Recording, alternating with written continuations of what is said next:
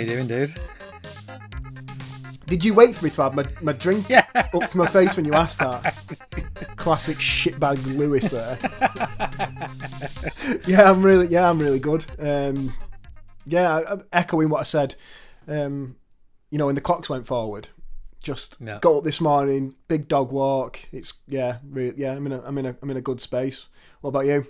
Yeah, I'm good. This is actually our first proper chat online since the last recording, so this feels like a real, not like, how you doing? I know how you are. We'd mess each other every 2 seconds. It's like, no, we've not sat on a video call. Yeah. Had a proper, I'm good as well. I've had withdrawal symptoms, to be honest. not getting my fix. Yeah, first taste is free.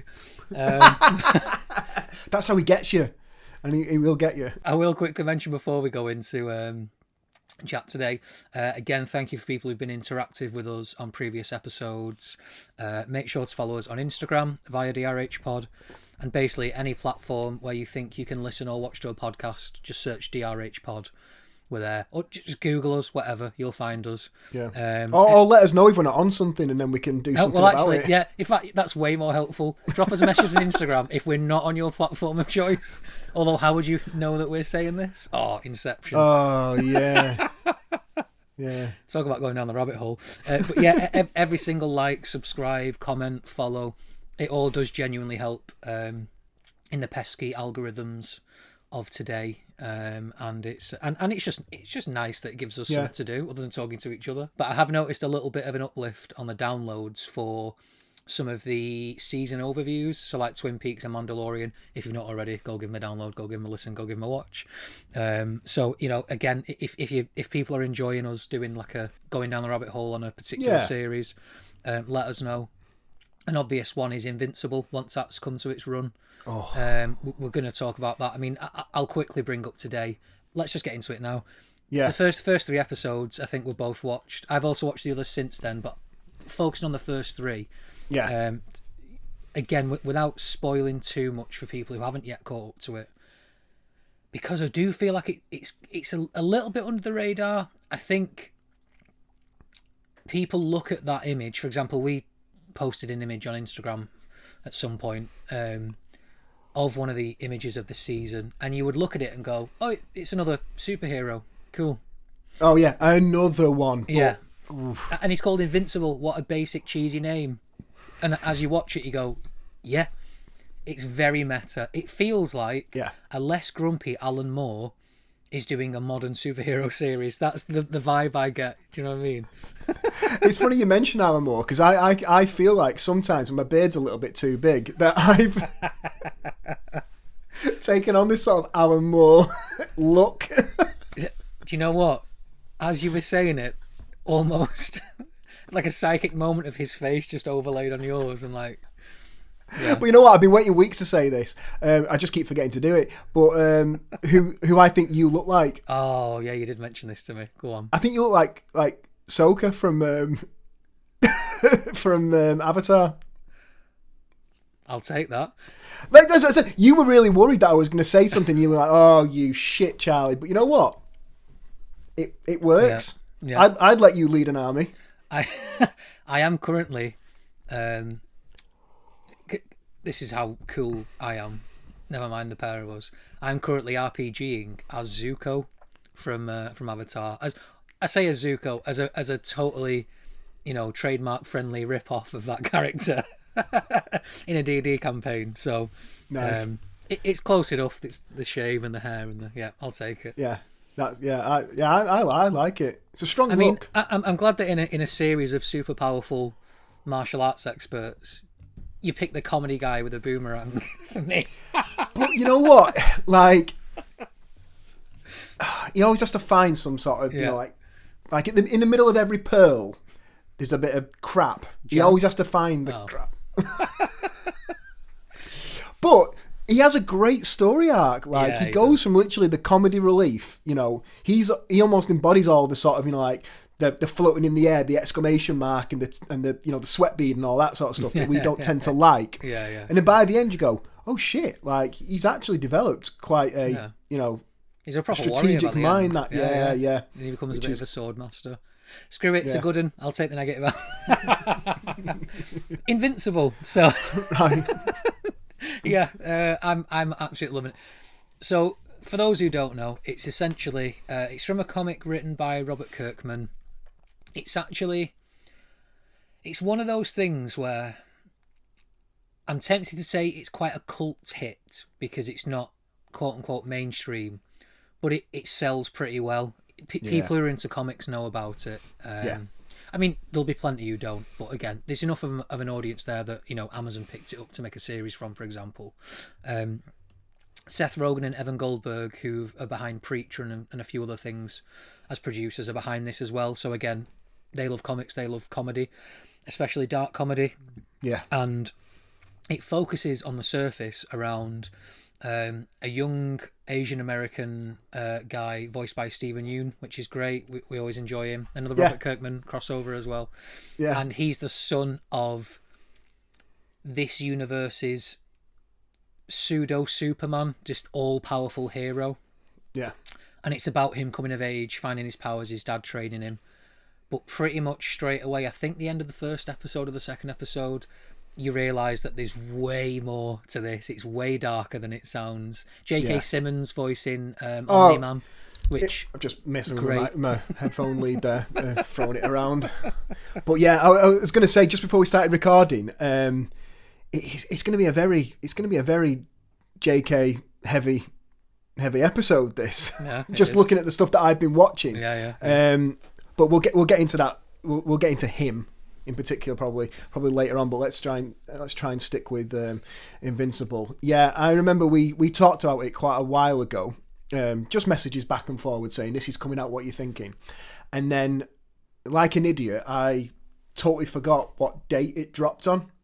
And you sent me a message saying, have you seen it yet? And I was like, oh my God, I can't believe it. Yes, I'm definitely going to watch this. It was like, great. And they did that kind of halfway house thing, didn't they? Because we've talked about it before, like the whole season dropping or episode week by week sort of thing. And they did it, what I think is a great thing. The first 3 at once. Yeah. And then it's like just enough to get you interested. And then you keep going. Exactly. In those first few episodes, you get a very, very quickly a big twist, reveal, whatever you want to class it as, a big story point which changes the whole tone of the show and the whole perspective that we as the audience have watching it. Yeah. Then it also gives you a little bit of a flavour of the extended universe and some of the superhero teams and characters, and it gets more into the humour.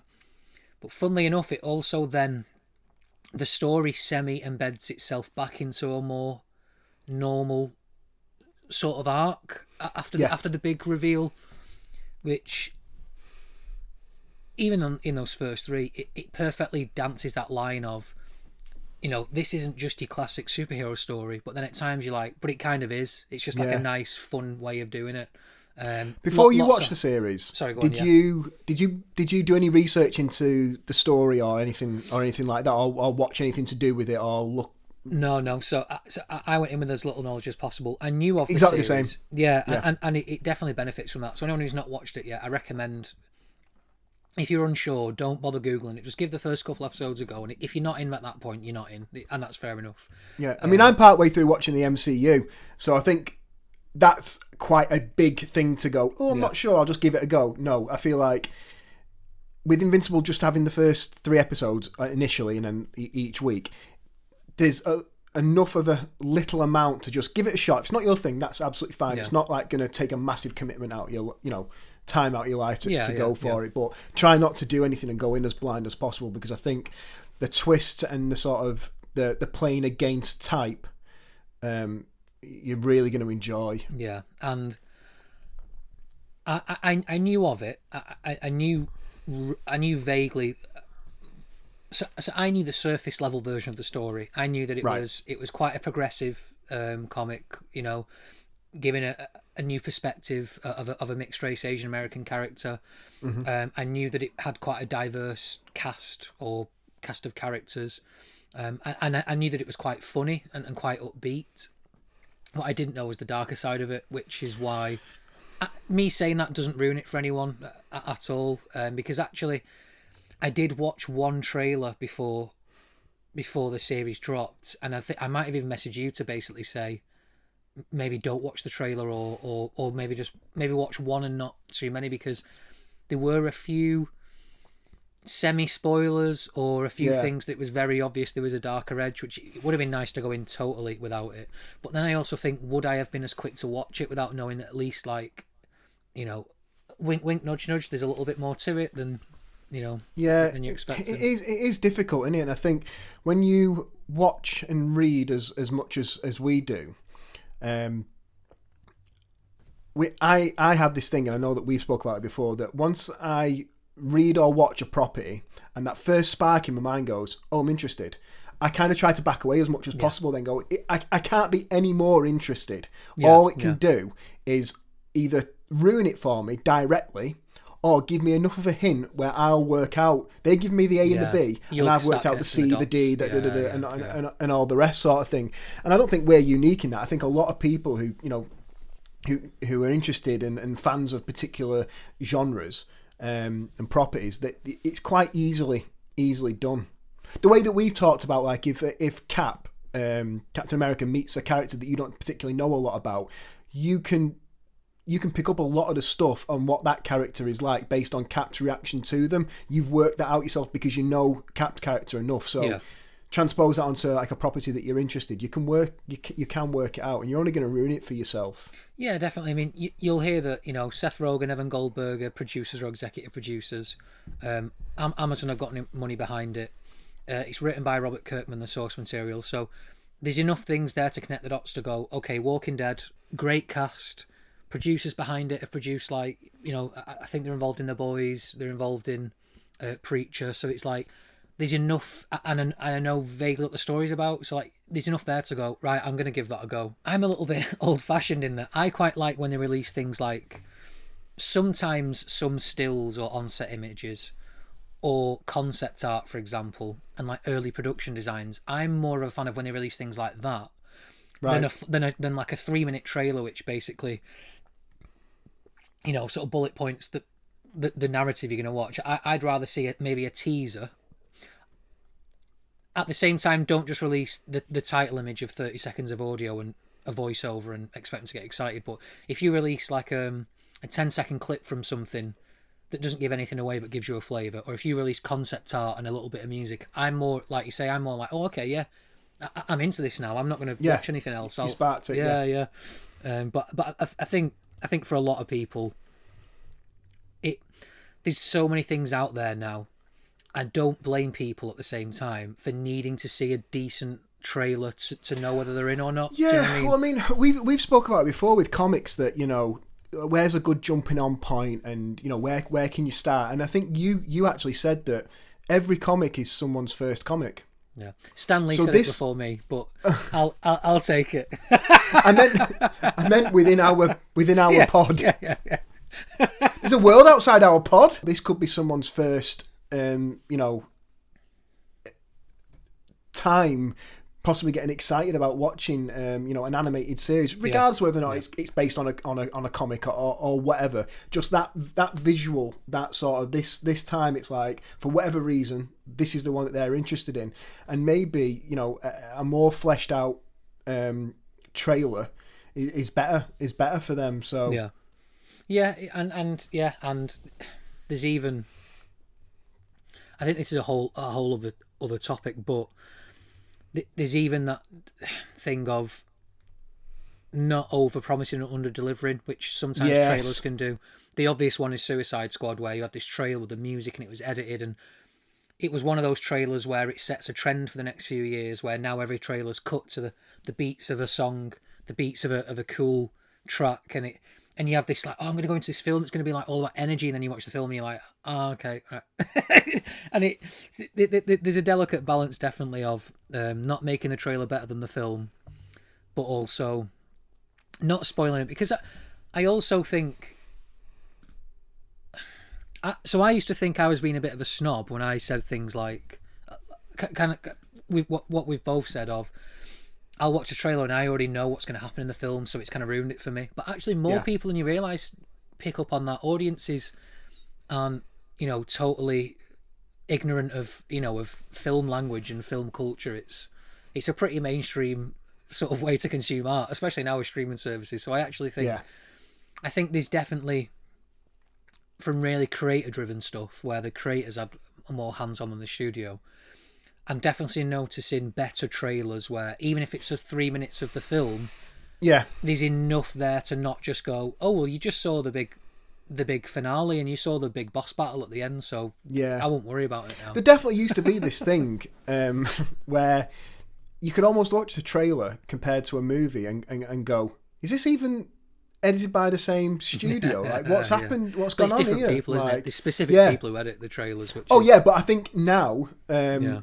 or particular trailers, you look at it and go, that person who's edited that has adopted the style, the feeling of the actual the bigger property, and they've edited it accordingly. They've definitely got the vision of what the artist behind it, or artists, plural. Yeah, definitely. Voice cast, brilliant, aren't they? From it, they are great. There's a lot of supporting cast as well, of not main characters, but they'll pop up every now and then, and you'll go, I know that voice, isn't it? There's a lot of it's another show that has a lot of comedic actors and comedians in the background dotted in as well, which is nice. I think when I was watching the episodes that I've seen, it definitely had a sort of The Boys feel about it. Not necessarily in the way it's presented or anything like that, but there's certain elements to the story that I feel very, very The Boys. Like, there's a massive connection between the superhero teams and government officials, and it's more of a sort of, not a designation, but almost like a department.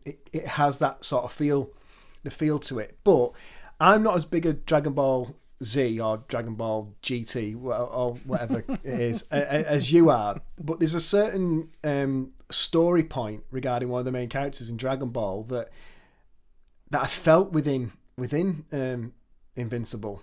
Yeah. I hope you know what I'm talking about, but it's one of those things where we talked about it on the 90s episode that we did, where certain properties are the two in the zeitgeist to worry about spoilers. Like, everyone has seen these things. Yeah. But I think or at this point, if you've not, you're probably not that interested. yeah, exactly. So I think with the 90s one, it was a niche film that we didn't think necessarily got the popularity that it did. We didn't want to ruin it because it's worth going back. But things like Seven, it's like, how do you not know about that? On the other end, with the limited episodes that have come out of this, I feel like I don't want to ruin too much of it, really. Especially key plot points. But there's a lot there to discover as you go, as you discover the story and go with the characters. It definitely benefits from being on that journey, with as little knowledge as possible. And then when you find out that it's all a dream, it's just... It's a Dallas spin-off. Who knew? Walks into the bathroom and a dead husband's in the shower. Not like a Walking Dead sort of dead husband. Previously. So many crossovers now. So many. Yeah.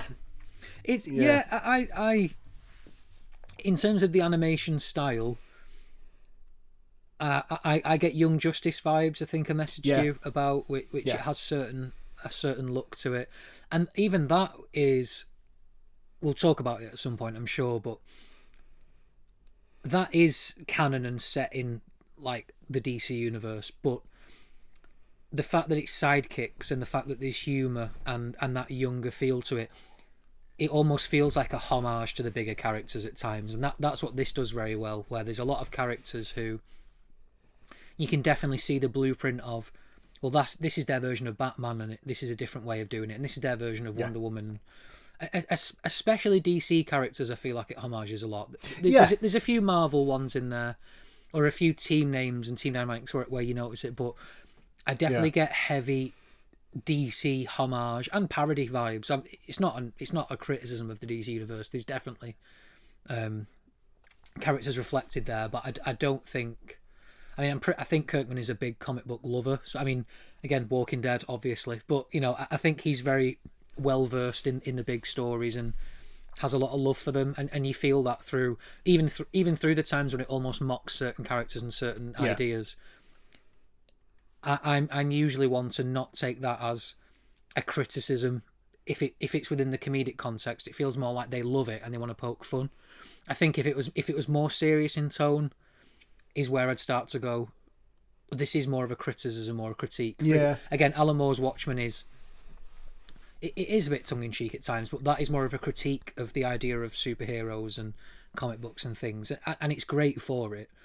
This is definitely more, we really enjoy these things, but let's also scratch the surface a little bit and let's look at the hypocrisy of some characters.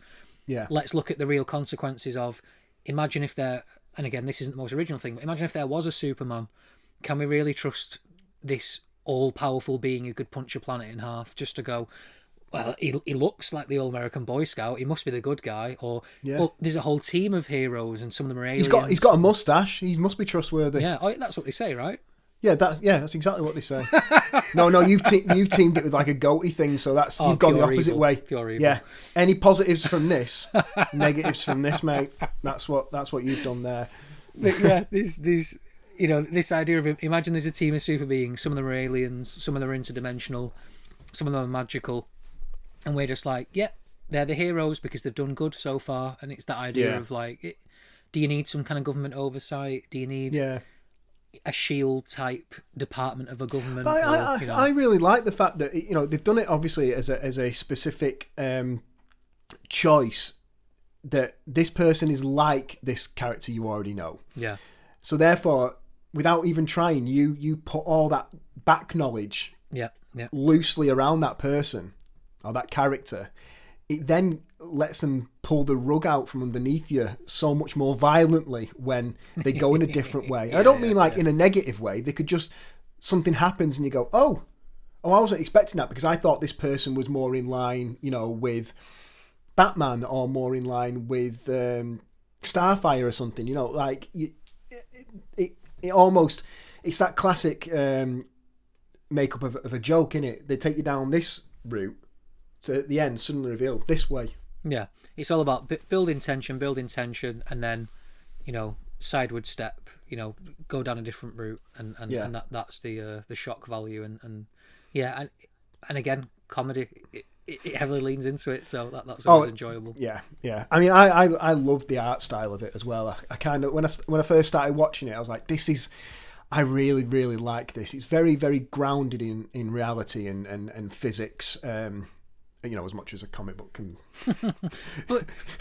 have physics when you've got characters who fly with no form of propulsion. But, a lot of what they do is, you can suspend your disbelief because the characters literally talk about, at times, Omni-Man and his son talk about the way they fly.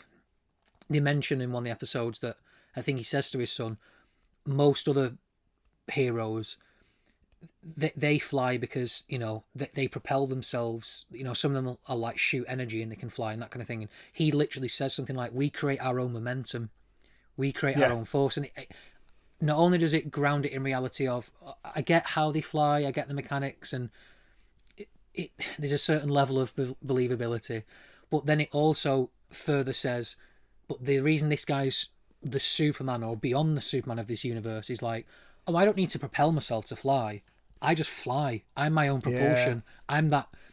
I'm like this god level, almost all powerful thing. And these superheroes are, compared to the normal person, these superheroes are practically gods.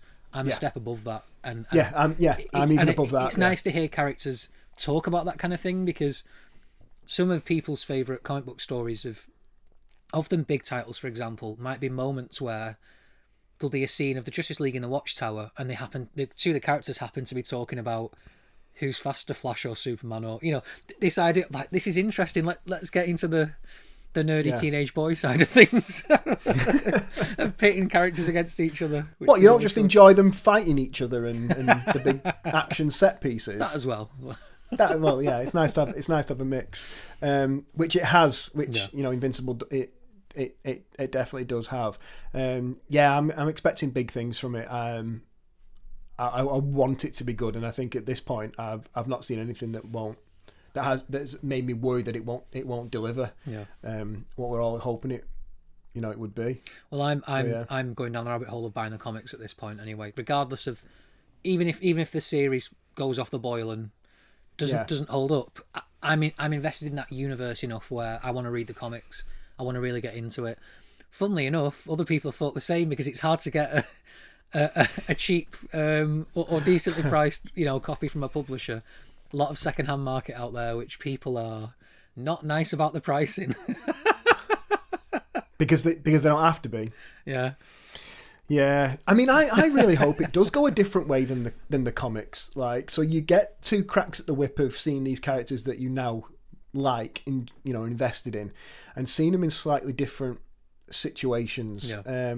I think a straight like for like, what's the point? Yeah. There's definitely. Do you know what I mean? Yeah, there's an argument if you're going to adapt something, it either needs to be panel for panel, or you need to go down a different direction. Don't just make like a lesser version of it with the same beats and the same things. It's like, take advantage of the fact that it's animated, it's fully moving, or you can go as long or as short as you want. Because that's another good thing now is with series. It's not as though the way you would for like a network show. It's a half an hour show each week, but you can only really do 20 minutes or 22 minutes because you've got adverts and blah, blah. It's like Amazon could say, the way they have done with some series, the way others have done some series as well, like Mandalorian, for example. Well, this week's episode is 20 minutes because the story this week is 20 minutes. Yeah. But next week it's 50 minutes, and it's almost like a mini film. And it's like, that's because the story at this point, it takes that long to tell. That. Yeah. And it needs that room to breathe, which, again, great. Just... Any more we can praise it? Well, I mean, they'll probably fuck it up now.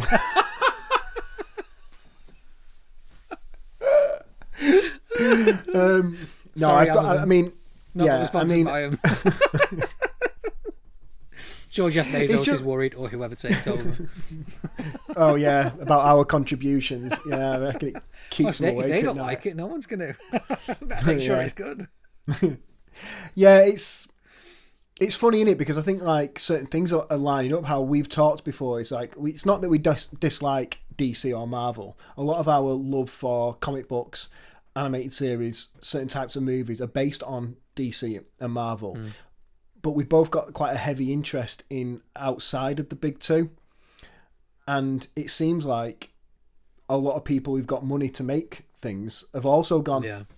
Actually, we can go outside of this, and I actually think it might be a cost thing as well. Taking on a different property, a smaller property, but in reality, as long as they're making good,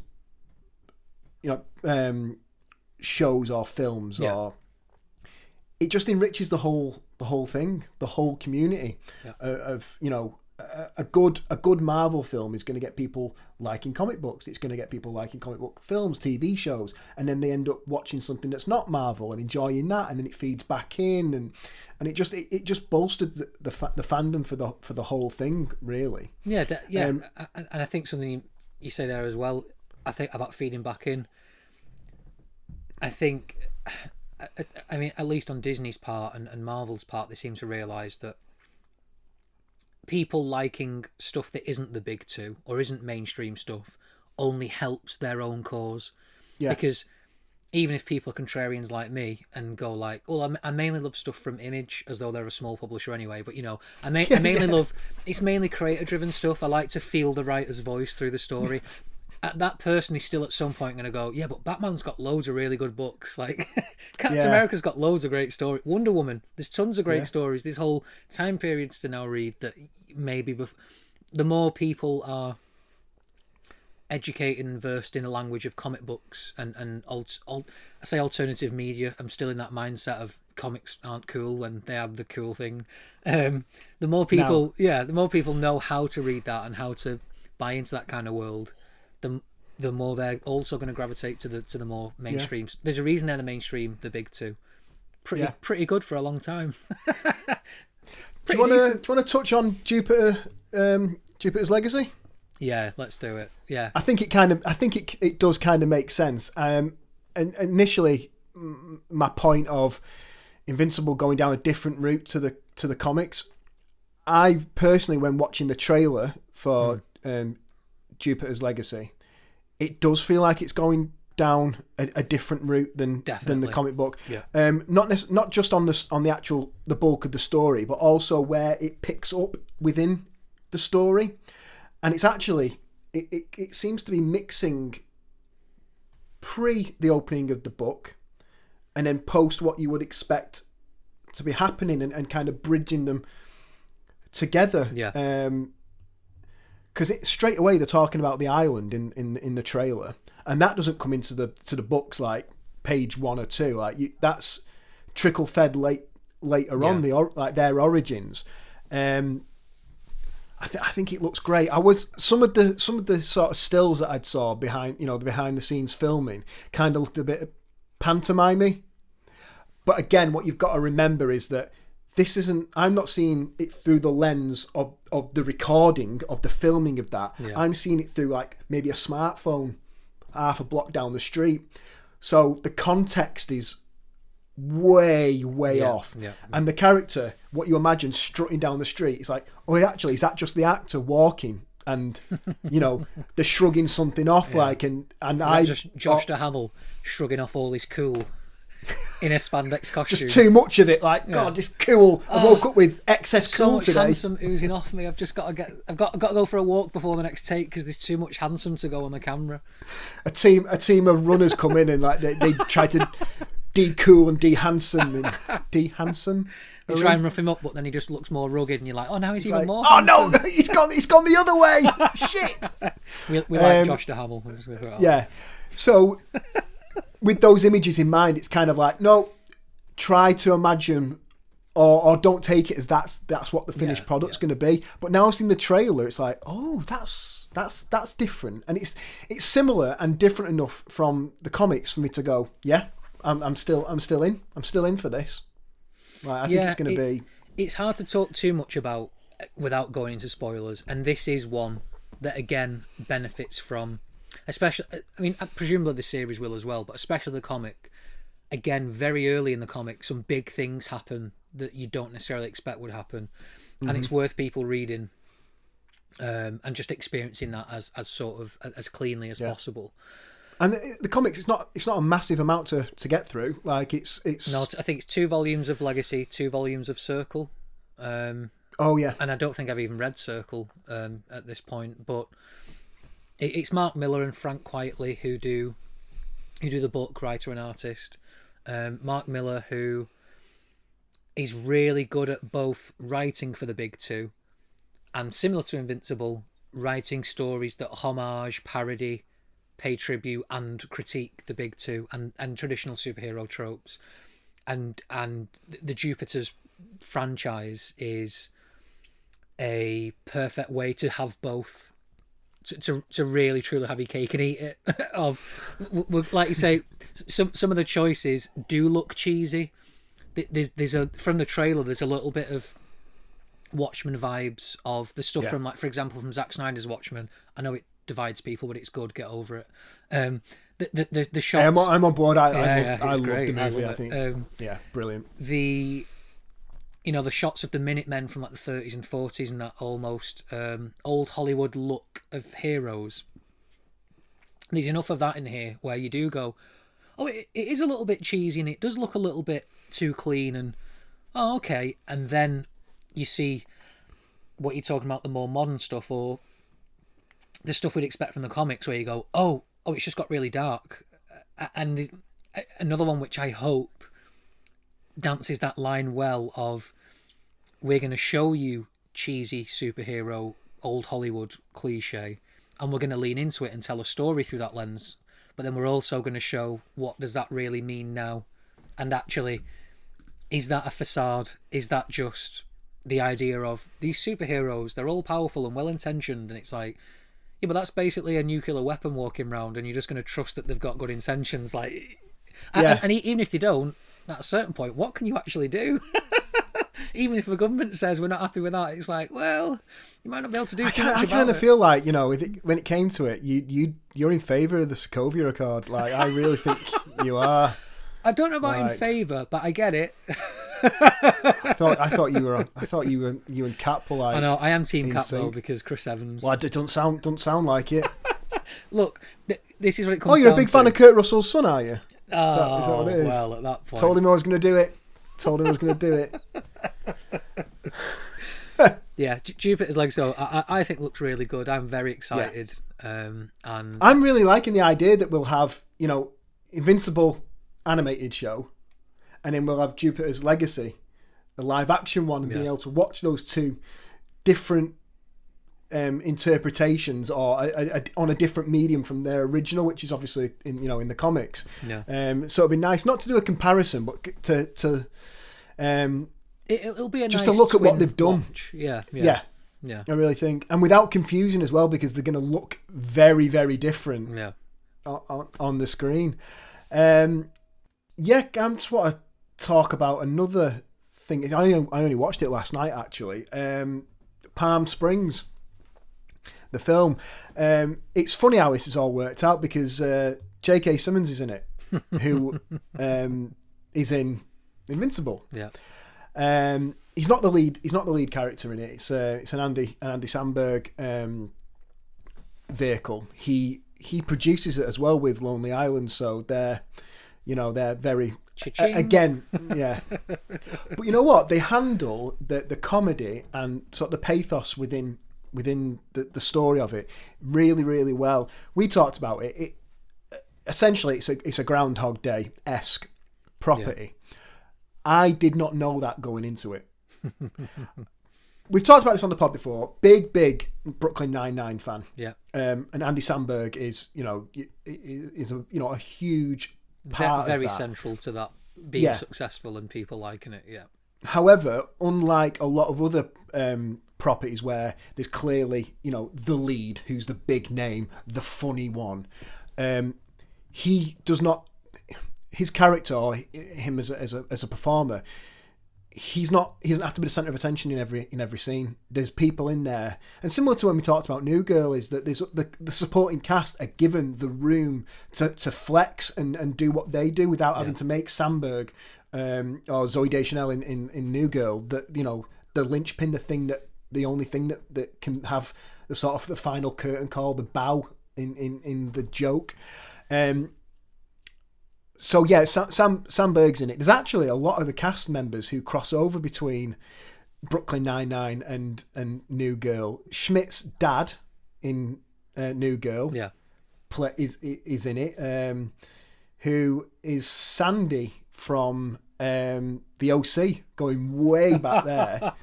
That'll be a rabbit hole one day. Yeah, mate. He's a Hollywood immortal. He looks exactly the same, and he's great in it. It's a bit more of a sciencey Groundhog Day. That's the stuff I know of it is that they do a bit more of the explaining of why what's happening is happening. Yeah. Whereas Groundhog Day, but not massively. Yeah, I think Groundhog Day and a lot of other things that use that trope don't necessarily explain why what's happening and what the relevance is. It's just more, we get it, they're meant to learn a lesson and now they're better people and now they carry on with their life. Whereas I do believe it's a bit more on, they discover something that causes it all, and it's not just they need to be better people. It's kind of like no, there's a very specific thing which is why it's happening. And I know that some of the comedy comes from they don't necessarily get the thing of becoming better people. They kind of take advantage and have fun with the idea of, we know we can just do what we want in theory as much as we want. Yeah. What does that mean? And the thing is, they do play around with that in the film. Yeah. You don't necessarily see it all. It comes up in conversation because it's what do I say that will spoil it? You don't see Samberg getting into the situation. He's already in it. Yeah. You see how you get your information of what's going on through his not explaining to the point of a dump of information. It comes out in conversation, so it does make sense, and it kind of, because we've seen it in other properties like Groundhog Day. It's like, do we really need to see all that stuff again? We can just imagine. It's like at this point with superhero movies, do we really need another origin? Like, we kind of know the loose points of what the origin of this character was like. We've seen it in 15 films. Let's assume that anything that's different from that We'll be told. Yeah, yeah. But yeah, so I saw it on one of the streaming services, and because I'm, you know, a Samberg fan, it was like, okay, let's give this a go. I kind of feel like I don't want to do that much research into him more than I have done, because I feel like I really like him as a person, because originally he went on SNL, didn't he? And he was him and his, you know, his group were writers, and that's what they went to SNL for. And then through the sort of the arranging that they were going to start doing the writing and stuff like that, he was asked, or it became more apparent that actually, you know what, we've kind of earmarked you for on-air talent as well for it. And he had this thing like, oh, you know, I'll speak to the guys and I don't want them to feel like I'm, you know, going, oh, I've been given a great gig, see you later. They were still writers on it, and they were like, well, no, it was always apparent to us, Andy, that you were going to be this thing. So fill your boots, mate. Go for it. And the fact that this film has now come out and Lonely Islands are still, you know, producing and stuff like, they're still in there. I like to feel, maybe I'm just, you know, putting my own emotion onto this, that, you know, he's still, those people, they were working when they had nothing and now they've got stuff. They're still, why would I not want to work with them? Still. Yeah, definitely. But yeah, so that's why it was earmarked for me and my other half to watch it. And I think I was 10 minutes into it, and I just turned and went, I don't understand the tone of this.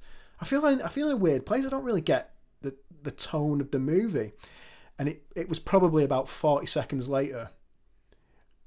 Not the big reveal, but it twisted, and we were both like, right, okay, that's the tone I needed. That's what I was looking for, and it's done it. Almost brilliant. Exactly as they knew the audience would go. Are we meant to be questioning? Oh, there we go. Right, okay, we got a reveal. Good writing, that, isn't it? Good editing and directing. Yeah. It actually happens, or just as JK Simmons comes into it, where you're like, whoa, he has quite an not when I say explosive, that's not me trying to earmark that he's like, it's an explosion and he comes into it. Like, he comes into it with quite a lot of an energy switch up in the scene.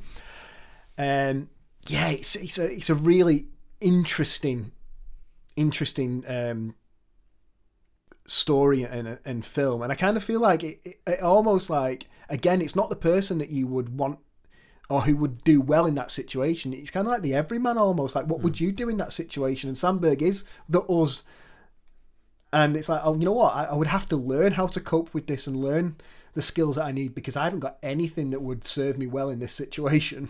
I think that's part of his appeal and part of the reason he did end up being in front of camera, not just behind, because he does have that everyman appeal where, he's a good-looking guy and he's funny and he's a bit of charisma. So it's not like he's the everyman in terms of he's just vanilla, but he's definitely down to earth and feels kind of real enough that you can at least go, well, he's a bit better looking and a bit more, talented than me, but I can see the blueprint of a normal guy within this who happens to also be talented and funny. And see, I think with Samberg, like the natural thing is to just get him like being funny, just get him doing a joke or a setup or something similar to Jim Carrey back in the day. But I love Jim Carrey. I think he's fucking hilarious. But for me, his best performances are when he's serious. Yeah. And I feel like there's potential for Samberg to go down this route. And within Brooklyn Nine-Nine, the later seasons, and then in Palm Springs, he's starting to really hold his own in the more emotionally heavy scenes. We're not just getting past the feels bit to get to the next joke. He's actually sitting in those moments, and they're as pivotal to him as a performer as any of the the classic set up jokes. So I mean, I don't know if it's going to happen, but I kind of feel that he's going to do like a bit of a Jim Carrey, and we're going to see some. We're going to see something unexpected, possibly. Yeah, it's dangerously close to being a little bit of a cliche at this point, of the idea of the comedic actor who happens to be really good at serious acting, and this idea of, well, you could say that about a lot of comedians, because one, it's a lot harder to make people laugh or get them on side than make them cry, or that's a harder skill, which that's debatable, but I get why that's said, especially by comedians. You can understand the argument, yeah. Yeah, especially by successful stand-ups who go, this is way harder than just learning lines and reading it. This is the thing I do. Yeah, but then there's also, I get it, because a lot of that comedy is live. There's an instant reaction, so you've got a better gauge of what people will respond to. And then you could also argue, but comedy or drama, it's the same thing we mentioned before. It's about building tension and then releasing, or taking someone down one way and then diverting and going the other way, and it's that expectation and reaction. And being able to manage that. Yeah, exactly. And even just, again, with comedy, you're less... I know that some films and some writers will literally say, read it as the script is, keep the words there. But a lot of comedy is about reacting and improvising, not even just improvising in terms of coming up with something off the top of your head, but taking something that is read a certain way and still doing it word for word, but you've got to find a way to... If I just put the inflection on the second to last word rather than the last one, it's way funnier. It'll just land in a weird way. And I think he is definitely one of those people where, like you say, especially in later seasons of Brooklyn Nine-Nine, he's less the butt of the joke. He's always more part of the joke. And he also has a bit more pathos and a bit more... Yeah. There's a bit more real drama around his character.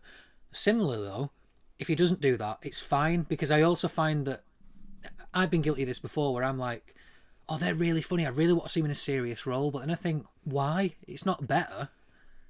Yeah, do you know what I mean? I think weird, I would. So when I'm saying about the whole Jim Carrey thing, it's not because I think, oh, he will now be doing now he's a proper actor. Yeah, I would just like to see it, like him just do something different. And I think that he's shown it enough that he could, whether or not he wants to. That's a completely different, kettle of fish, in it, really. But it's good that seeing Samberg in something, you go, well, you know what, he's got enough strings to his bow now that this could, the emphasis of this story could be something else. Yeah, so I really enjoyed it, and not knowing that was going to be the story, I was quite I was enjoying my own surprise of, oh right, this is what we're doing then. And then I think it does, in a weird way, roll back into sort of my love of comic books and sci-fi and things, because you're like, well, how is this going to play out? What if Samberg falls asleep and the girl in the scene wakes him up? Does the Groundhog Day reset, or does it pause it, or is everyone else not aware that they're resetting, or does everyone else carry on afterwards? It's just them in their own loop, and everyone else just passes it normally. There's all that sci-fi, almost like Doc Brown when he's explaining it to Marty about the alternate 1985 on the board. And so I think it was a real interesting watch, which normally sounds like the way that people will say, oh, did you like it? And they go, it was interesting. especially anything comedic. Well, it was interesting. Maybe it was interesting, but I genuinely mean, like, yes, I did enjoy it. Yeah. But one of the reasons why I enjoyed it is because it was a very interesting watch.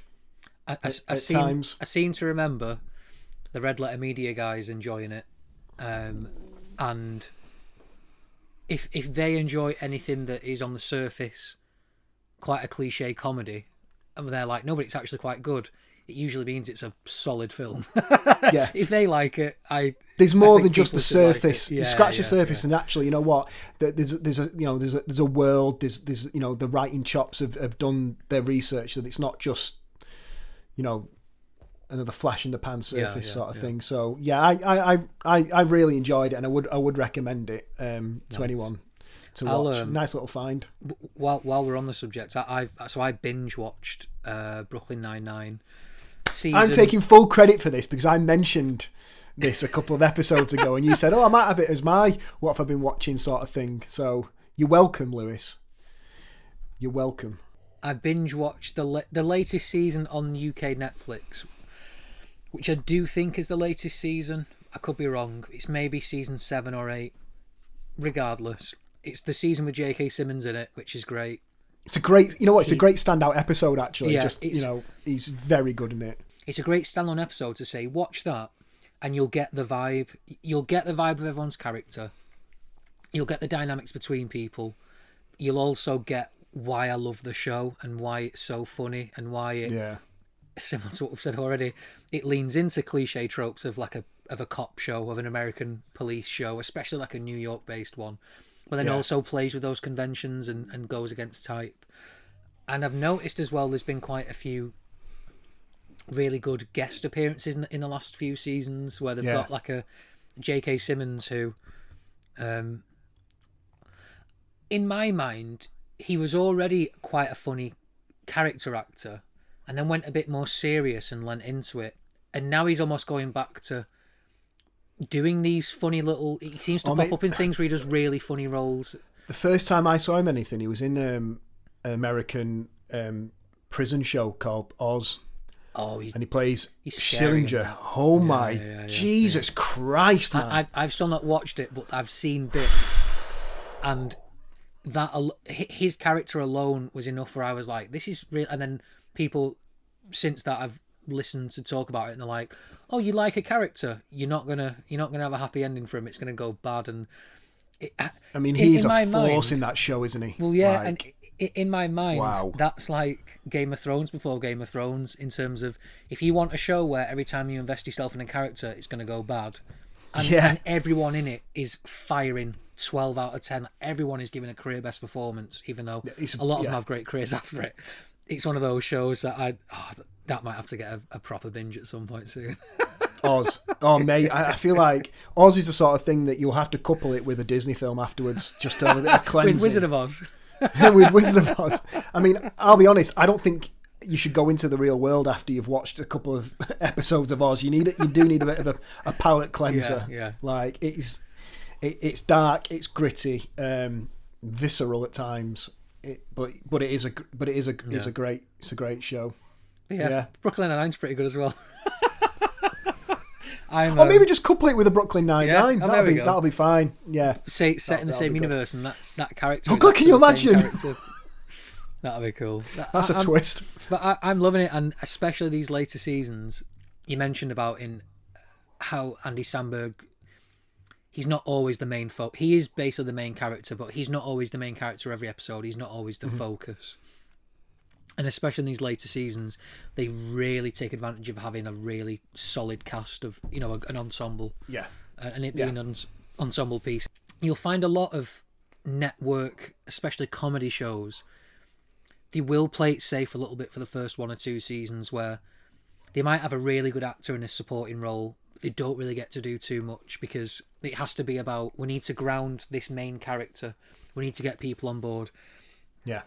But like Terry, for example, played by Terry Crews, picks his name, great choice. Yeah. He is very much in the early seasons just, he's the big strong guy and it's funny because look how big his arms are, haha. Yeah. But actually he gets real funny moments later on, and again, but then gets really dark moments when he talks about the he gets not typecast. What are we going to say? He gets profiled as a black guy in the wrong neighborhood. Yeah. And it doesn't become. It's a little bit preachy only because of what the type of subject matter is. But like a lot of the things in Brooklyn Nine-Nine, it's handled really. It's really well done. And I think the best thing that shows like that can do is they don't give you the answer.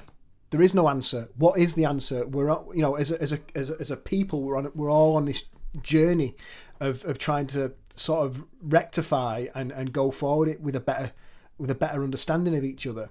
And Brooklyn Nine-Nine does the exact same thing of like, it doesn't tell us what we should do in the future. It's just pointing out, going, this is wrong. Yeah.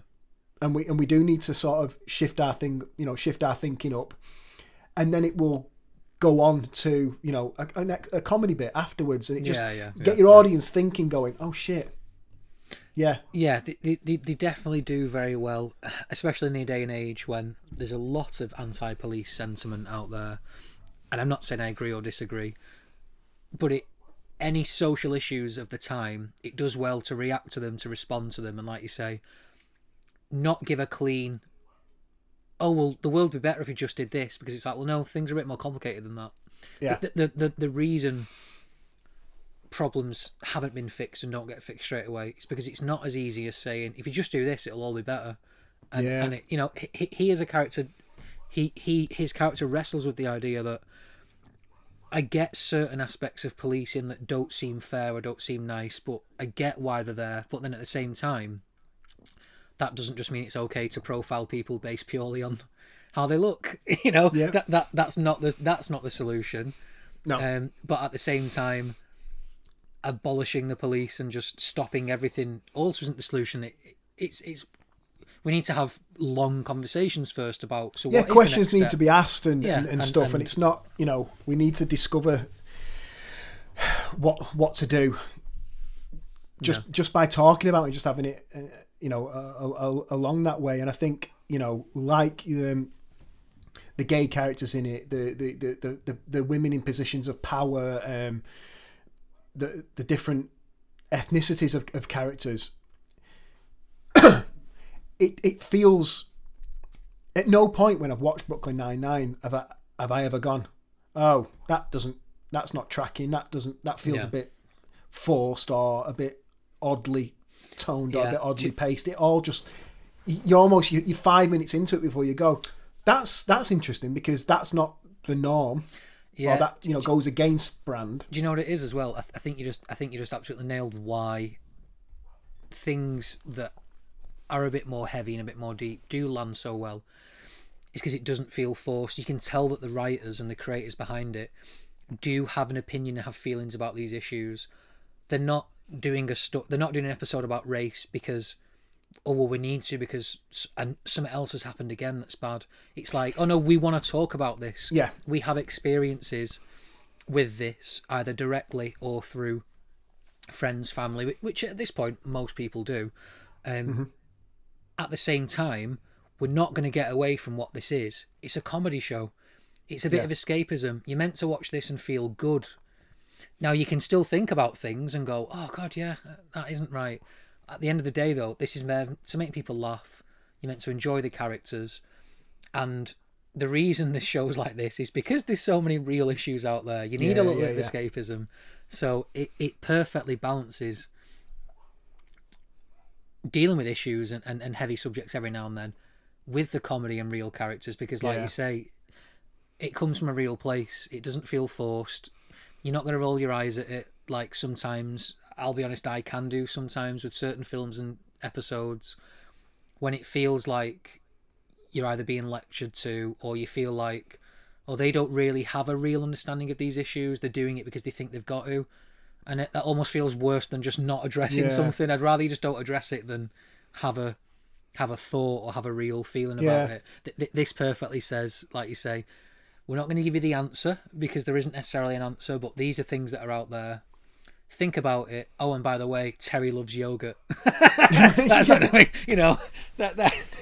that they'll throw in the gag at the end. They'll throw in the comedy bit, and they'll make sure that the characters in the show remain true to who they are as well. They're not just going to suddenly be serious for 3 episodes because they need to be. They're still going to be as funny and as lovable as they always are, which is, great, perfect. That's the way to do it at the end of the day. Yeah. Any more thoughts, Charlie? Pay no attention to that man behind the curtain. Bye. Bye.